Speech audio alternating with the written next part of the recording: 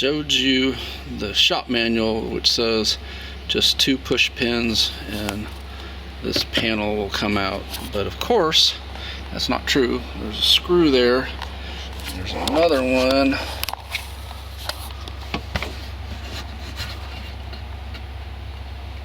right there. Heck, there may be even more. So this panel just pops off. It's just held on with those clips. But obviously if you tried to just pry this off thinking it was held on with clips, you'd end up breaking that little tab off for sure, as well as the one on the bottom. So I was right. With the 2 screws removed, you can pry it from the top and then it just pops out, because at that point it is just held in with those retaining clips. But that's why sometimes working on cars is so frustrating, because shop manuals will say, oh yeah, just pop this off, do this, do that, and then you go to do it and oh no, it's wrong. And that's the next thing, is the blend door is supposed to be just right here. But I don't see anything that looks like a blend door.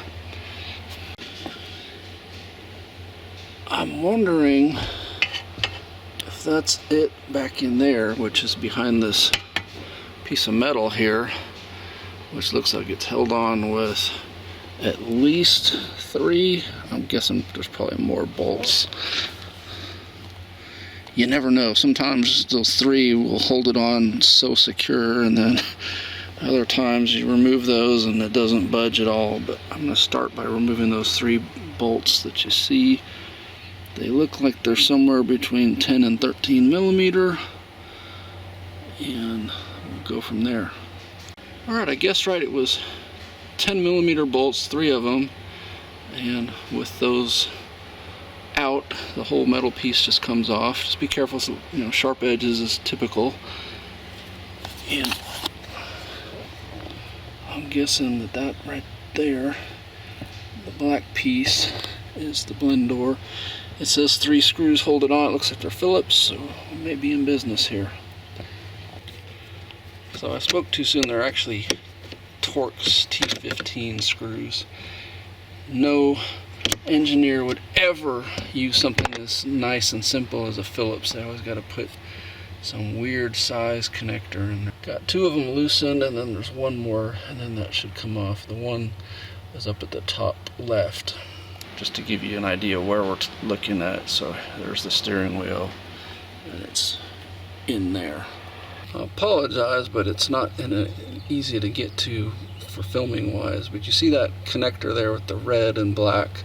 You slide the red tab up and then disconnect by squeezing it, and it will come out. And there is the old piece.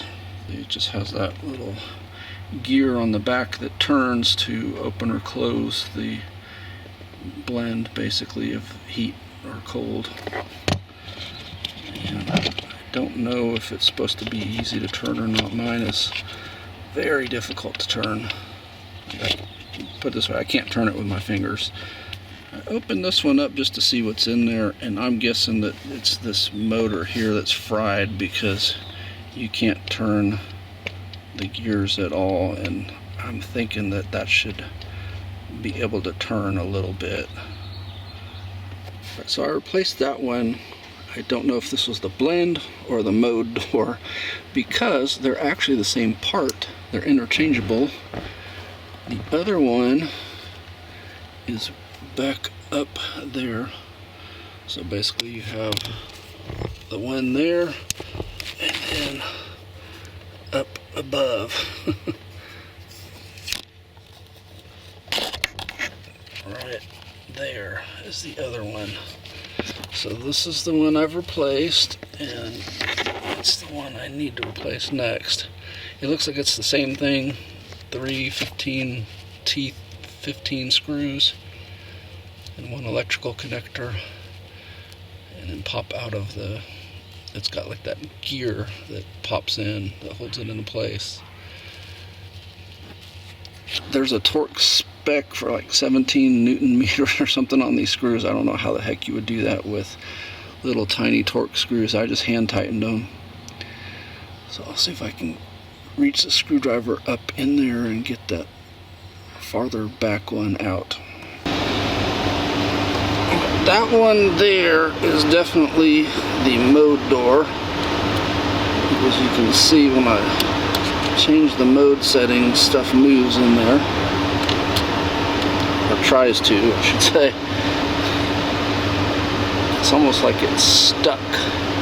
So I bet somewhere in there the mode door itself is stuck.